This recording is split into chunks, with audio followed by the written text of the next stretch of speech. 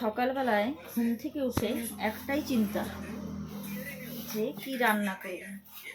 তো বছরের প্রথমে যে চাল কুমড়ো নিয়ে এসেছে হাট থেকে, তাই ভাবলাম আজকে চাল কুমড়ো ঘন্ট করি।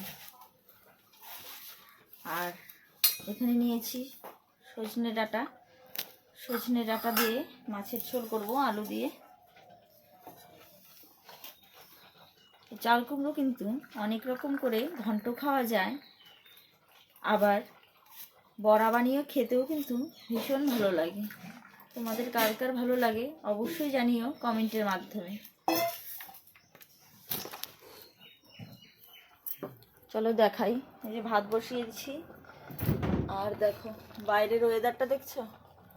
সকালবেলা তো ভীষণই খারাপ অবস্থা ছিল আকাশটার, এখন একটু তাও পরিষ্কার হয়েছে।